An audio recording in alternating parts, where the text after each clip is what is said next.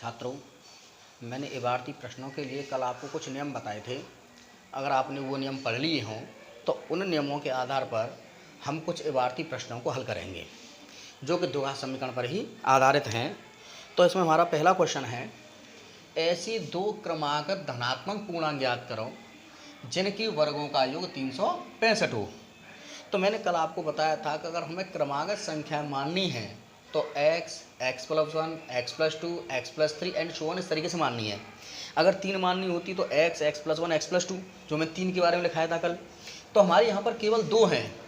तो यहाँ पर पहले का हल है, माना दो क्रमागत धनात्मक पूर्णांक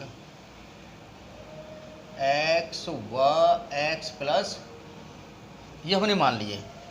अब कंडीशन क्या है, शर्त क्या है कि इनके वर्गों का योग कितना है, 365। अच्छा, अब हम इन जो संख्या है x और x+1 इनके वर्गों का योग कितना है, 365। तो x² इसको खोलेंगे a+b के होल स्क्वायर से। तो जो a+b का होल स्क्वायर होता है a² + b² + 2ab होता है।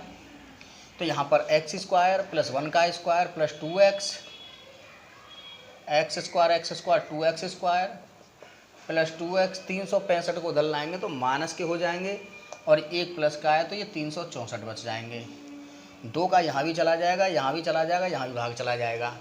तो 2 से भाग कराने पर, अगर आप 2 से भाग कराते हैं तो x² + x माइनस ये हो जाएगा 1 और 8 2। अब हमें 1 8 2 के फैक्टर ऐसे करने भाई कि यहाँ पर 1 आ जाए।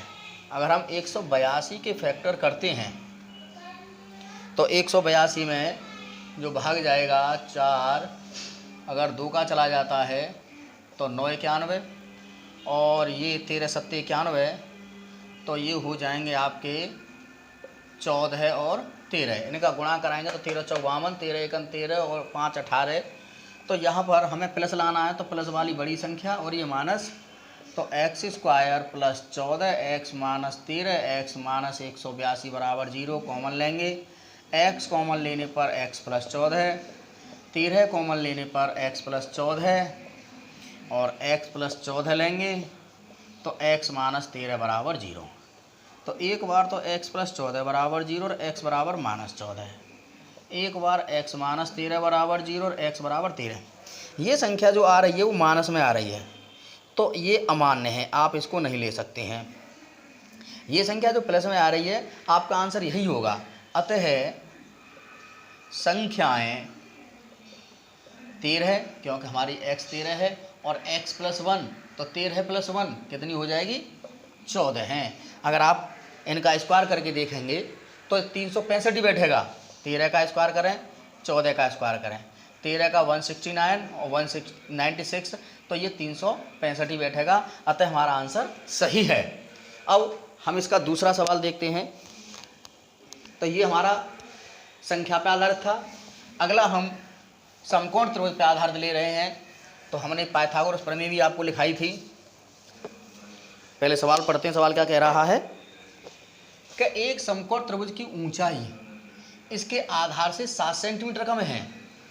अगर हमने ये समकोण त्रिभुज ले लिया है ABC और आधार को हमने x मान लिया है तो ऊंचाई आधार से 7 कम है तो ये x - 7 ऑटोमेटिकली हो जाएगी। और कर्ण क्या है, 13। तो यहाँ माना किसी समकोण त्रिभुज का आधार x सेंटीमीटर, क्योंकि यहाँ सेंटीमीटर है सेंटीमीटर लिखेंगे, मीटर होता तो हम मीटर ही लिखते। तब ऊंचाई जो होगी, क्योंकि सवाल में हमसे कह दिया है कि ऊंचाई आधार से 7 सेंटीमीटर कम है, अगर आपने आधार x माना है तो ऊंचाई हो जाएगी x - 7 और कर्ण हमें दिया ही गया है। तब पाइथागोरस प्रमेय से, क्या कहती थी पाइथागोरस प्रमेय, कर्ण का स्क्वायर बराबर लंब का स्क्वायर प्लस आधार का स्क्वायर। कर्ण क्या है, 13 है। लंब और ऊंचाई एक ही चीज़ होती है, ये लंब भी कह सकते हैं और ऊंचाई भी कह सकते हैं। ये सदैव आधार होता है और लंब और आधार को मिलाने वाली भुजा को सदैव कर्ण कहते हैं, या समकोण के सामने की भुजा को कर्ण कहते हैं, या सबसे बड़ी भुजा को कर्ण कहते हैं, कुछ भी कह लीजिए। एक्स स्क्वायर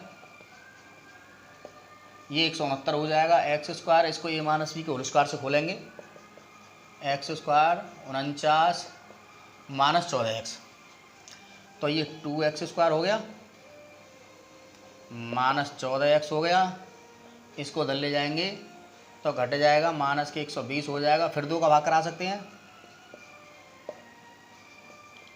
अब 60 के फैक्टर पर आपको ऐसे करने हैं इस तरीके से कि 7 आ जाए, 60 के 12 पंजे 60, माइनस का है तो ये माइनस और ये प्लस होगा,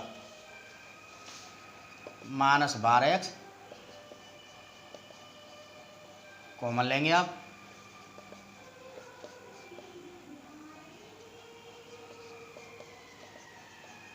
x माइनस 12। अब यहाँ पर दो चीज़ें हैं, एक बार तो हम x माइनस 12 बराबर 0 लेंगे, एक बार x प्लस 5 बराबर 0 लेंगे, तो यहाँ से प्लस का 12 आ जाएगा, यहाँ से माइनस का 5। मैं पहले बता चुका हूँ जो माइनस वाला आंसर है वो अमान्य होता है, इसको नहीं मानेंगे, तो हमारा आंसर 12 आ गया। अर्थात जो आधार माना था आपने x वो तो हो गया 12, और जो ऊंचाई आपने जो मानी थी x माइनस 7, 12 माइनस 7 5, अतः अन्य भुजाएं 12 व 5 है। इस तरीके से हमने दोनों क्वेश्चनों को हल कर दिया है। अब हम अगला सवाल देख रहे हैं, तो अगला सवाल क्या कह रहा है कि 2 अंकों की संख्या इस प्रकार है कि अंकों का गुणनफल 12 है,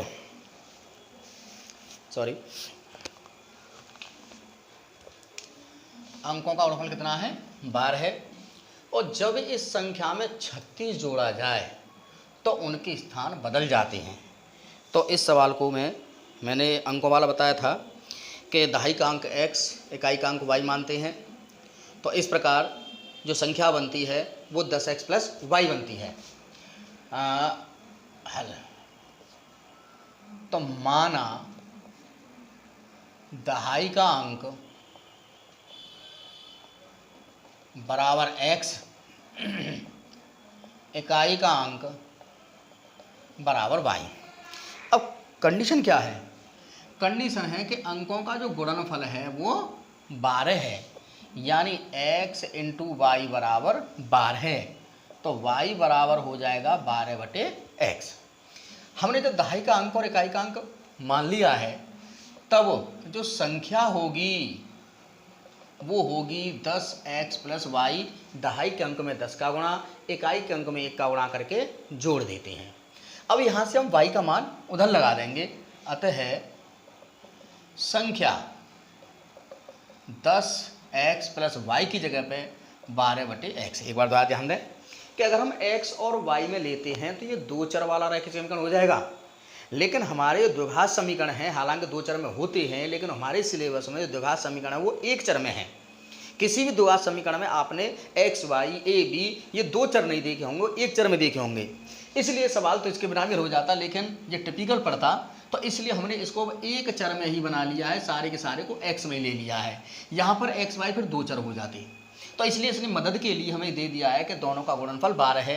ये योगफल भी कह सकता है आपसे कि दोनों का योगफल 12 है, तो फिर हम यहाँ से y बराबर 12 माइनस एक्स करते, यहाँ 12 माइनस एक्स करते। अब अगली कंडीशन, संख्या हमारी बन के आ गई है 10x प्लस 12/x।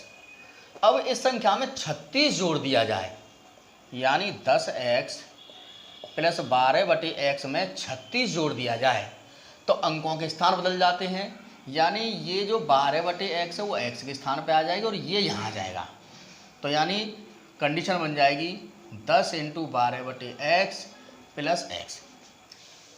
मैं आपको पहले बता चुका हूँ, जो संख्या भिन्न में होती है पहले उसको क्लियर करते हैं, उसका पूरे में गुणा करा दीजिए, ये हर का पूरे में गुणा करा दीजिए। तो x का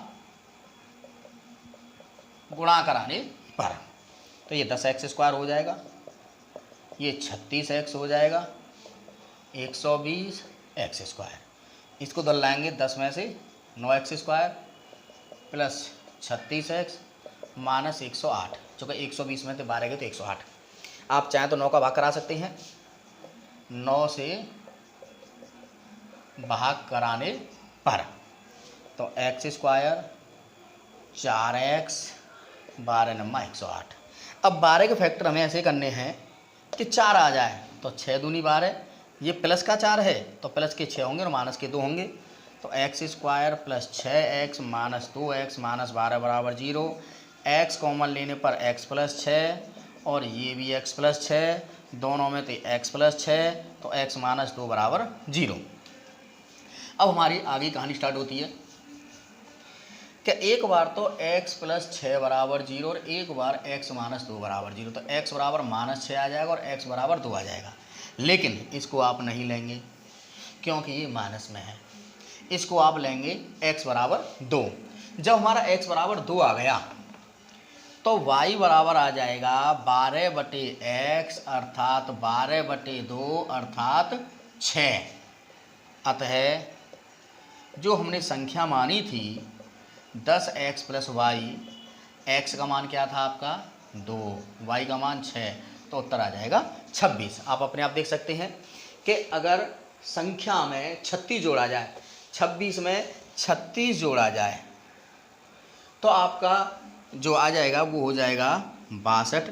तो पहले संख्या 26 थी, अब 62 है, तो अंकों के स्थान बदल गए, 6 की जगह 2 और 2 की जगह 6 हो गया। तो ये कंडीशन बनाई है, अतः हमारा सवाल बिल्कुल सही है।